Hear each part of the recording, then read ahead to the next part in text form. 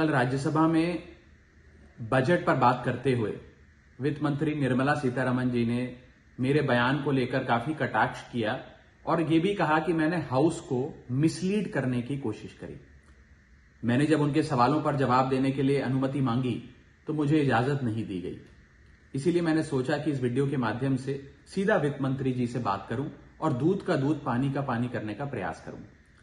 सबसे पहले तो मैंने अपने दिए गए भाषण में जो यूनियन बजट 2025-26 पर मैंने बात रखी उसमें कई मुद्दे उठाए थे, जैसे कि रेल यात्रियों से जुड़े संबंधी समस्याएं, जैसे कि मिडिल क्लास के फाइनेंशियल चैलेंजेस, जैसे कि डोनाल्ड ट्रंप एडमिनिस्ट्रेशन द्वारा लगाए जा रहे ड्यूटीज एंड टैरिफ्स और गिरते हुए रुपए की बात रखी। इन विषयों पर वित्त मंत्री जी ने कोई जवाब नहीं दिया, लेकिन हां, मेरे द्वारा समझाए गए इनकम टैक्स रिबेट के एक उदाहरण को लेकर उन्होंने कई सारे बयान दे डाले।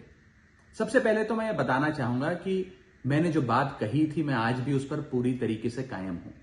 ये 12 लाख रुपए की जो टैक्स रियायत दी जा रही है सरकार द्वारा, ये ना ही टैक्स एग्जेम्पशन है, ना ही टैक्स डिडक्शन है, सिर्फ और सिर्फ टैक्स रिबेट है।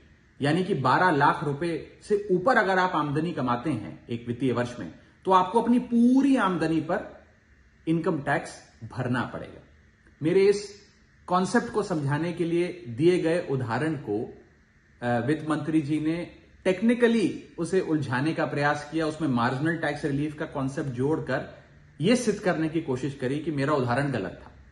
मैं आपसे वित्त मंत्री जी सीधे तौर पर पूछना चाहता हूं, क्या यह सत्य नहीं है कि अगर कोई व्यक्ति 12 लाख से ऊपर इनकम कमाएगा तो उसको अपनी पूरी इनकम पर टैक्स भरना पड़ेगा?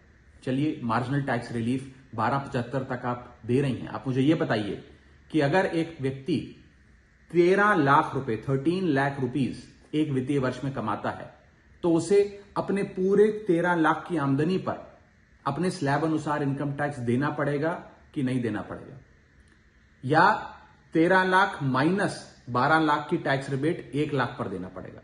सही जवाब है कि उसे पूरे 13 के 13 पर इनकम टैक्स भरना पड़ेगा।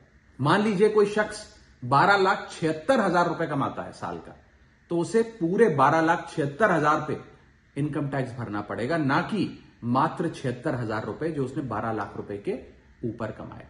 ये टैक्स रिबेट का कॉन्सेप्ट समझाने के लिए मैंने एक उदाहरण दिया था और मैं आज भी उस पर कायम हूं कि 12 लाख रुपए से यदि 1 रुपया भी आप फालतू कमाते हैं तो आपको अपनी पूरी इनकम पर इनकम टैक्स देना पड़ेगा। उसको मेरे उस बयान को लेकर वित्त मंत्री जी ने मुझ पर काफी व्यक्तिगत हमले भी किए, मेरे बारे में व्यक्तिगत टिप्पणियां करी। मैं बस इतना ही कहना चाहता हूं कि मेरे मन में माननीय वित्त मंत्री जी के लिए बहुत आदर और सत्कार है। वो अनुभव में, ओहदे में, उम्र में मुझसे बहुत बड़ी हैं।